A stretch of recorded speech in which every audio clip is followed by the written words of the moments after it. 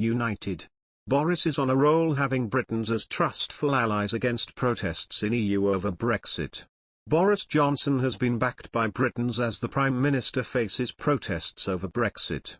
The government has been edging ever closer to the triggering of Article 16 in the Brexit agreement. But the Prime Minister is facing backlash from the unionist community.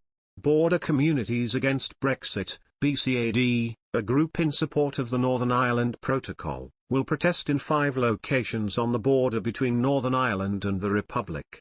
Chairman Damien McGinnity said, Boris Johnson's government has been pursuing a reckless course in negotiations with the EU around the protocol, including threats to trigger Article 16.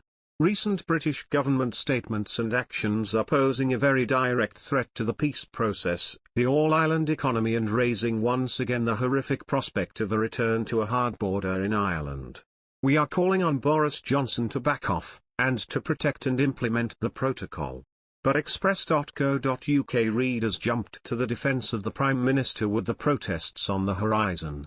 Sector 1 said, UK food standards and goods safety standards are equivalent or superior to the EU's, so all these checks are superfluous. Yet on this altar the EU will drive away Treasure Island, their most lucrative customer. People expressed their concerns about the initial deal made with the EU. They wrote, bin the deal and tell the EU to get their boats off our fishing grounds. They can also sort out their mess in Ireland. No more money, they can forget that too. Let's see how the EU reacts after losing access to Europe's largest market and one of its richest fishing grounds, as well as an important financial contributor. This should have been done at the start. Instead, due to Remain interference, the UK has been signed up to a EU deal which ensures that the UK remains attached to the EU and subject to EU rules with arbitration by an EU court. That is not leave. Minitaurus wrote, ooh, the EU really are terrified of Article 16. The UK Gov has voiced concerns, tried to negotiate change from an unworkable treaty on the ground in practice, but has received zilch in real terms. The question is, how far will the EU push and press for their own ideology in survival? In another news, the Prime Minister has sent a message to Liverpool after a taxi exploded outside the Liverpool Women's Hospital, leaving 1 dead. Boris Johnson described the blast as awful and thanked the emergency services for their professionalism. The PM tweeted, "My thoughts are with all those affected by the awful incident in Liverpool today. I want to thank the emergency services for their quick response and professionalism, and the police for their ongoing work on the investigation."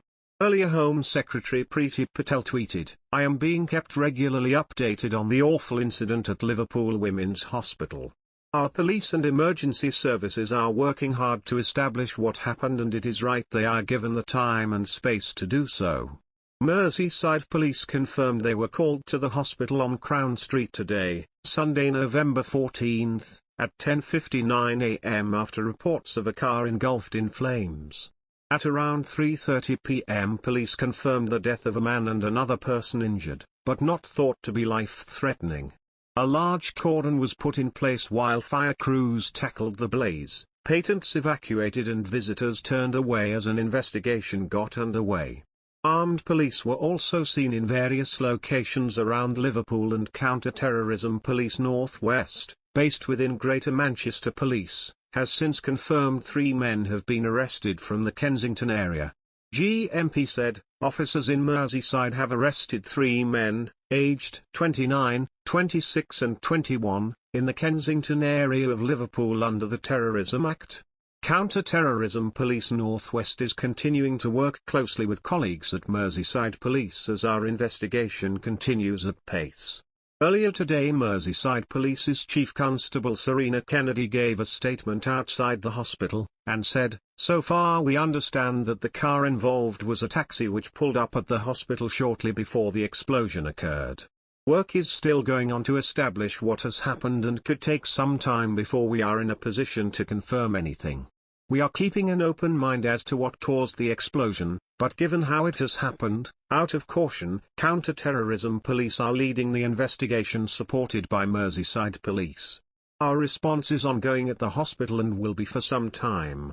Cordons are in place, and there are some road closures are in place,